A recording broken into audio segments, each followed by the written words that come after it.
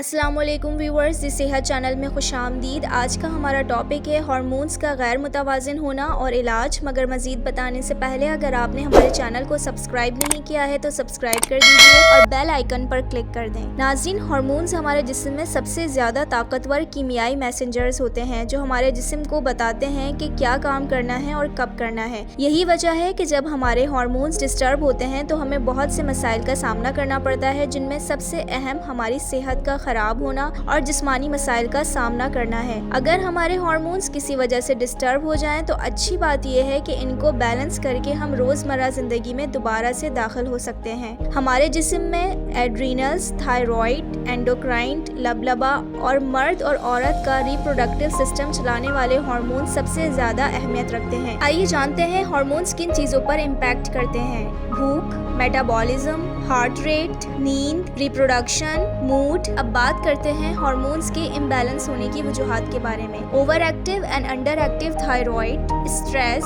Diabetes, Cushing syndrome, birth control, imbalance diet, exposure to endocrine ڈسرپٹرز۔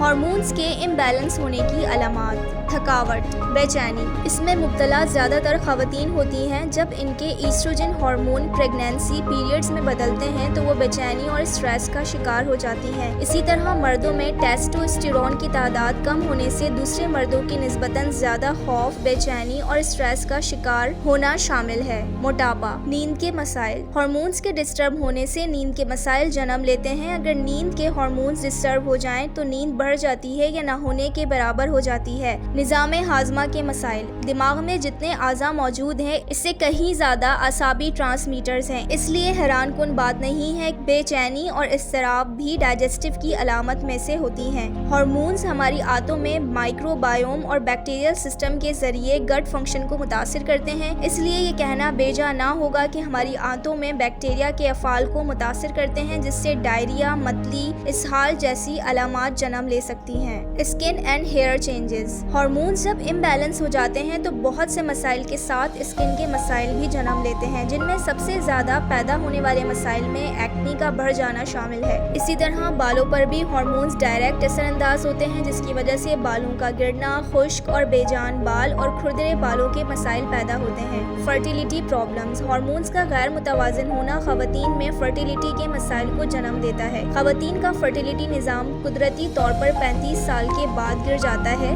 FSH hormone کی زیادتی pregnancy کے نظام کو کمزور کر دیتی ہے۔ ہارمونز کو لیول کرنے کا قدرتی طریقہ: پروٹین کا استعمال اپنے کھانوں میں زیادہ کریں، شوگر اور ریفائنڈ کارب سے گریز کریں، ورزش کریں، ہیلدی فیٹس کھائیں، شوگر بیوریجز سے گریز کریں، ہائی فائبر ڈائٹ کا استعمال کریں، انڈوں کا استعمال کریں۔ مجھے امید ہے کہ آپ کو ہماری ویڈیو پسند آئی ہوگی۔ اس ویڈیو کو اپنے دوستوں اور فیملی کے ساتھ شیئر کر دیجیے گا۔ اللہ حافظ۔